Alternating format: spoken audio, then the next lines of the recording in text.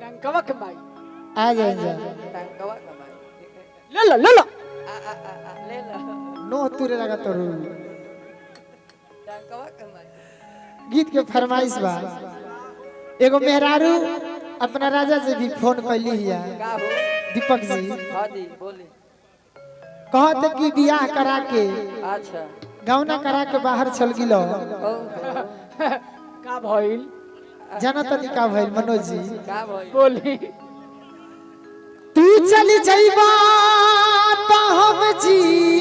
अब कैसे अच्छा आपन फाटल करी जाके सियब कैसे प्रीत के गगरी सवार के रखले बनी अढ़ार के न देवा का भइल हम पियब कैसे अच्छा सही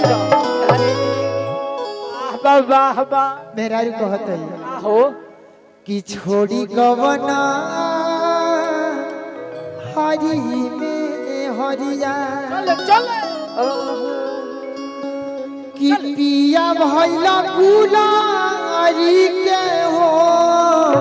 फूल वाह वाह कि छोड़ी गवना हरी में हरिया चली चली कि कवन सवतिया आरी मरले बेमतिया बोला बोला आपन गुजरिया के गइलत भूल ए बिंदु मास्टर कि सुनी सुनीला गिला से जरिया सही सही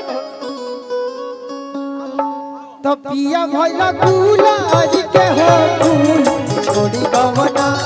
हरी के हरी पिया भइल गुलारी के हो फूल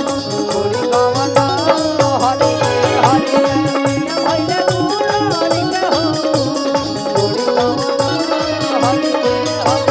और आरा से चल के हमारे दिलीप बाबू और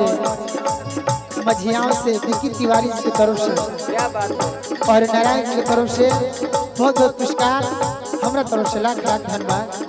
जय हो कि कवन सबतिया मरले में मतिया कवन सबतिया मरले में मतिया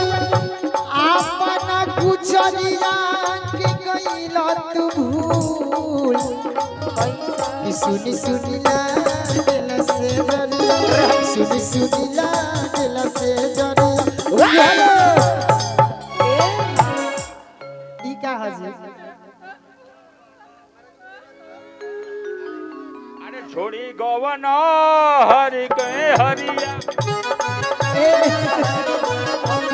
पिया भैला गुलार छोड़ी गवना हरि हरि पिया भैला गुलार के हो फूल छोड़ी गवना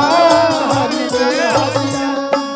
कवन सबतिया मरले के मतिया कवन सबतिया मरले के मतिया आपन गुजरिया के गइला तू भूल कि सुनी सुनी ला दिल से जरिया सुनी सुनी ला दिल से जरिया